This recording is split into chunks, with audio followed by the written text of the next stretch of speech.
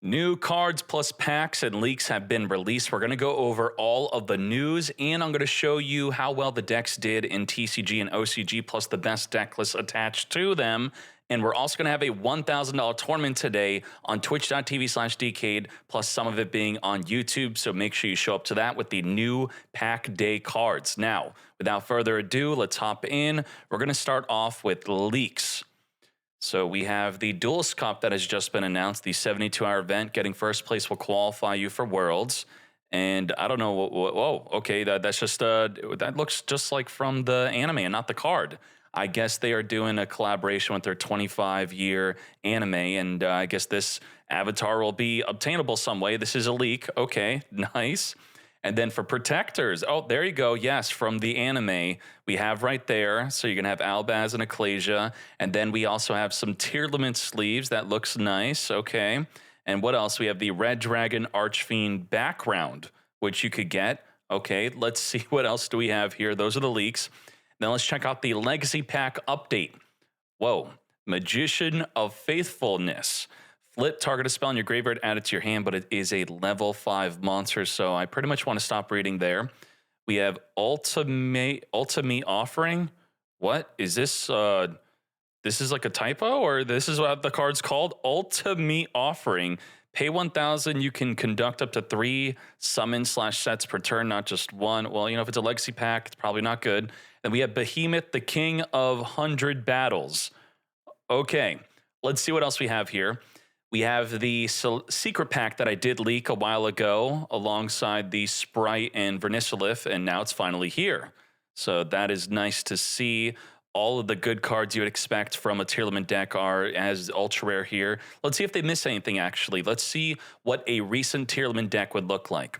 So you have Tearlament over here. Actually, Tearlament is barely on the tier list as tier 3. It's mostly being dominated by Snake Eye.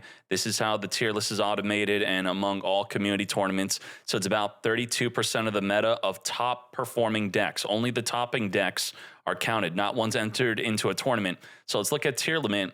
And for ultra rare cards, you know, obviously you're going to need Max C. That's fine. And I guess it's not going to have Fairy Tale Snow, which you definitely do want. So that's something you're probably going to have to craft. And I guess you're probably going to want a Caldo also and a Fenrir. So otherwise, it looks like it has mostly everything. But the Time Thief Redoer is quite mandatory, and it does not have that. Also, the Baron de Fleur. But, you know, you probably already have access to those cards. And then here is a recent first place tournament deck list with Tearlament, a second place, and a top 4. So screenshot, pause the video, whatever you got to do, go back and check out these decks for your way to play Tearlament.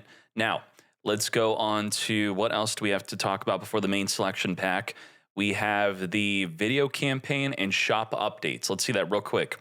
So the code is YGO25DL and YGO25MD to gain these rewards right away, just like that. So you don't have to watch their video and look for the code. You got it, you're good, and that's all we have there.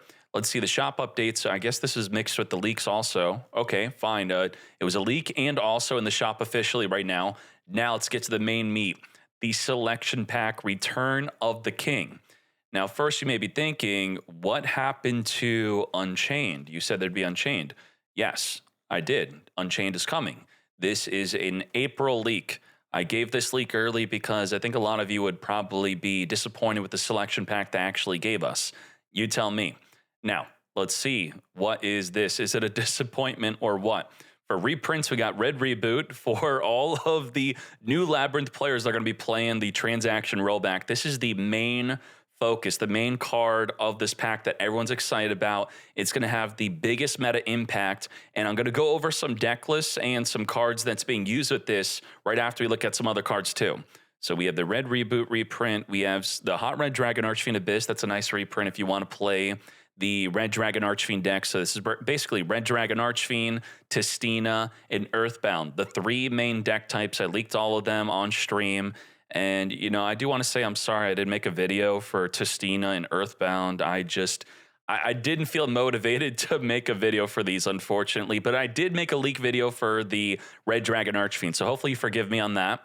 And what else is good? We have the Earthbound Prisoners going to be played in Red Dragon Archery. And let's just see the decks, right? Let's see what these are actually being used with, and we'll talk about transaction rollback and if it's even going to have a massive impact on the meta or not. So let's hop on over to Yu-Gi-Oh! Meta, which I did just get confirmation from my developer that we could start beta this week. So I am excited for that. Hopefully there's no other hiccups. And then if everything's good with that, we could finally release this site.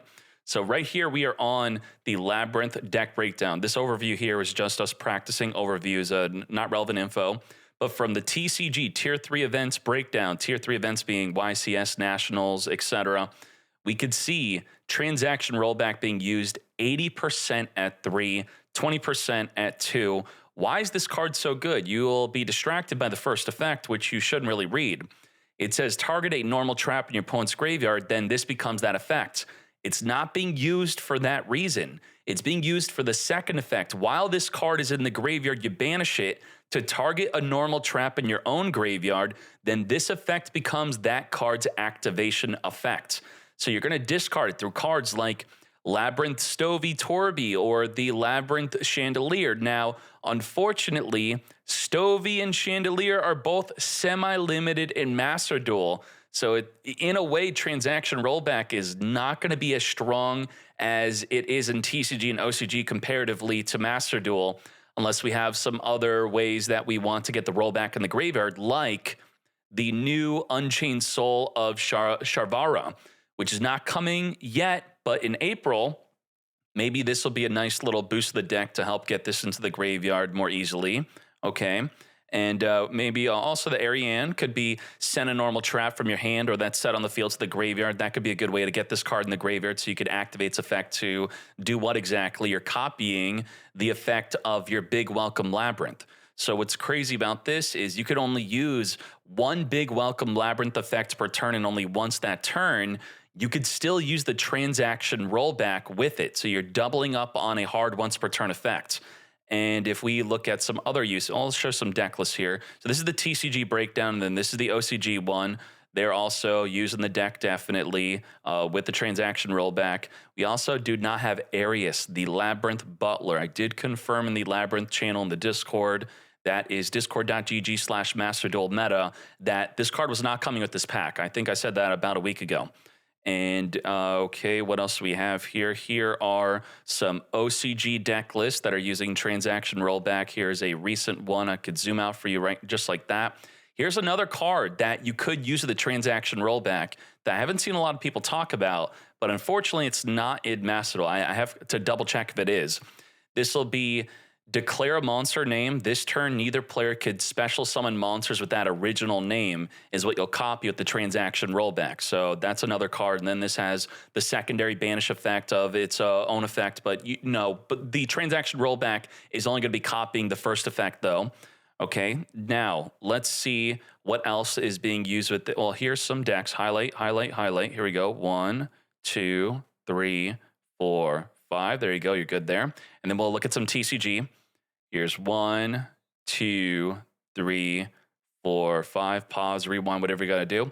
Now, looking at Labyrinth in the last 3 months of topping tournament decks, it's over here. So is it the best deck? It's 1, 2, 3, 4, 5, 6, 7. Top 7, top 10, you could say. All right, with transaction rollback, they also have the Arius. And then we go on over to OCG. It is, drops down a bit more. It's all the way kind of down here. But now, Labyrinth had a pretty good month before Snake Eyes officially released. We go on to the tournament top decks page. If we click on October 2023 in the OCG, the Snake Eye cards came out at the end of October 28th. So only a few of them snuck in at the end of the month. Otherwise, Labyrinth was a top 2 deck here, looking like this. And it's, okay, this is what got Big Welcome semi-limited. That's also worth noting on why the deck's not doing as well in the OCG, because it was worthy enough of getting semi-limited. That's a big deal. Now, why isn't it doing as well in the TCG? Well, TCG doesn't have Max C. And Labyrinth being a deck that does not lose to Max C, plus we'll have the triple Big Welcome Labyrinth, maybe we're looking for a similar top tier performance from Labyrinth in Master Duel. Maybe it'll be tier 2 even. I don't think it'll be a tier 1 deck though. I'd love to maybe eat my words on that. Now, we have some other use of the transaction rollback. Let's say you have a way to make Beatrice 2 level 6 monsters. A good way to do that could be using the Destiny Hero Malicious. So what that's going to do is you're going to use Beatrice to send transaction rollback on your turn. And then on your opponent's turn, you're going to activate the effect again, sending another normal trap like Ghost Meets Girl. Now, the TCG, I'm just going to say it straight up, they overreacted on how broken this combo would be. And they said that this would be the end, blah, blah, blah. This card needs to get banned. But let's see what this card does. The activation of this effect states that neither player could special summon monsters from the hand, deck, or extra deck from the rest of this turn. So they could still special summon from the grave. And that's what you're going to be activating with the transaction rollback. That's going to be the wham, bam, thank you, ma'am, Beatrice combo. Send both cards on different turns just from one summon a Beatrice, and then you essentially skip your opponent's entire turn. That's great. Kind of. It didn't really do that well. This is the only deck in the TCG that really topped with this being played. Otherwise, the other Tillman decks we could see here, they're not really playing it. You could see here, I'm skimming these. It's not a big deal. And look, they're still playing Beatrice. Even with them summoning Beatrice, they don't really care to use that combo as much. And let's see what another deck is doing. We have, I believe I had a deck. It was, let me click on transaction rollback. I guess I clicked off of it. It was this Eldritch deck. Eldritch is copying cards like Torrential Tribute. Now, does this mean we can activate the transaction rollback to just wipe the field whenever we want? You see the green? The highlighted green is the activation requirement. So if there's green highlight on the website, you could turn that on in your user settings. That is the activation requirement to even use the transaction rollback. So only when a monster is summoned, including your own, you could then activate your transaction rollback to copy the Torrential Tribute to wipe out the fields. Now for the Destruction Daruma, the Ice Dragon Prison, no green, no activation requirement. Now, what is this color? This is red, right? So this is a cost. We skip out on the cost. We only care about the green. The green we have to abide by. The red highlight, the cost, we ignore. So we just get the effect of being able to summon a monster from their grave, then banish a card off of their field. And also Daruma, flip their field face down whenever they want. So that's good to know there. And that's pretty much the transaction rollback of the impact and what to use it with. Now, the other cards, Earthbound. There is a single deck, TCG only, where Earthbound did well. And looks like this. So I guess you could copy something like this, except you can't play the horse cards. But I was told that the creator of this deck took out the horse cards. That's what I read in Discord, that they are no longer in the horse engine. They put in more Bestials. Unfortunately for us, all of the main Bestials are limited to one, but you could still play the fourth Bestial. That's not the Lubellian Searcher. That is the other one that is not as good as the rest, but it's still kind of decent. And we also don't have Dragoon. But I've also been told that they took out Dragoon. Okay, I can't verify how correct that information is, but from what I heard, they took out Horus, they took out Dragoon, and the deck was still playable and fun and enjoyable for them, but they topped with it. So there you go, screenshot this, play this if you want. And what do we have here? Up next is Resonator. Resonator deck breakdown. This is kind of a rogue deck. It's got some tops. These are, regional tops, but a 420 player regional, that's pretty damn good. If we click on over to OCG, a 564 player tournament where they are using the horse cards. So if you want to screenshot this, it's also playing the Rainbow Bridge. Interesting, nice.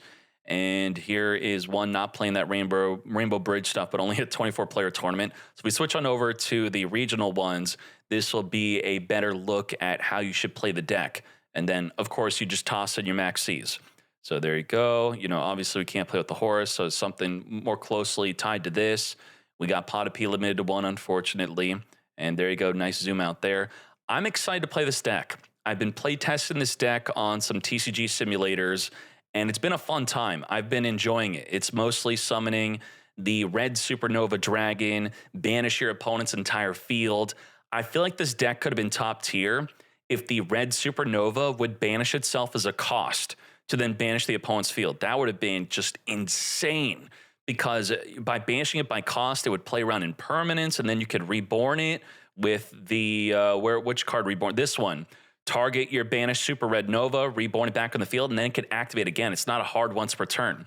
Now, a die-hard Resonator player right now is probably cringing, saying, no, you don't summon supernova. You probably, in the most competitive way, you actually may not even summon this. You may actually forego your supernova summon. You'll still have it in your extra deck, of course.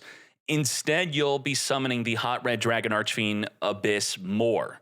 And you'll have this Omni Negate plus set up behind it a red zone. And then alongside it, you'll probably have a Scar Red Dragon Archfiend, which will make it so when your opponent activates a card or effect, you could chain pop any card in the field. So pop any card in the field plus negate any card in the field. That's going to be your more likely turn one play than Supernova. As much as I like Supernova, I'll probably still play the deck and just summon Supernova because I don't care. But for my testing, usually when I summon Supernova, they just imperm. And then I have a set red zone, which doesn't even work with the Supernova on the field. It could reborn it if it were banished, but if it's negated, it can't even banish itself. So that just really sucks. And what about Testina? Testina has 0 tops, no tops, but I still have a deck list for you if you want to play it. Maybe you care about the art. I don't know. Is this kind of looking cool to you, this crystal nonsense? If we click on any of the cards here, nothing, nada. You know, I guess we got some rulings if we care, but we do not. The main boss monster would be the main one we want to look at, right? So this is the TCG scan of this. I think we have the better scan on the Macedo Meta website. Now, here's the deck list. Something like this. This is from Earth Team Jordan. They believe that this is the best way to play, the optimal deck list. I was listening to his video and he was saying that everyone else is playing the deck incorrectly and that this is the best way to play it. So shout out to them if they're correct or not. Hopefully, you know, the comments seemed kind of, you know, positive towards his deck list and play style and good stuff. So there you go, you know, flipping the field face down and get popping. Maybe I'll try the deck out. Maybe we will be the ones in Macedo to figure out this deck for real because, you know, again, 0 tournament tops. But this is not released in OCG. And in OCG, instead of summoning this rank 10 Xyz, they have a better one. They have a broken one that I would love to see one day come to Macedo soon because Testina desperately needs it. And it's this one. See that OCG tag? I love that, showing that it's OCG only. This card, generic, rank 10 Exceed. Opponent activates a card, straight up negate, and then you can optionally destroy any card in the field non-targeting. And at the start of the damage step, if this card attacks, boom, pop a card in the field. So any effect that negates the effect and not the activation, it can't negate this. So this would be out of reach within the damage step. And also, this states if this is destroyed itself, you can then destroy a card in the field, non-targeting. This would be great. And it is being used in Yubel and a little bit of Eldritch here. So, you know, they're enjoying it. But Testina desperately needs it. I'm curious if Testina would actually be top in tournaments if this were available to Testina, where it just isn't in every single format. But maybe Macedo could be the first one. Yes, please come to us. Come to us. And that is going to be it for the video. Hopefully you enjoyed my overview of the new stuff and how to use it. So $1,000 tournament qualifier with the new pack day on twitch.tv/DK at around 4 p.m. EST is when I'll be on. Maybe earlier, I always try. And we are out.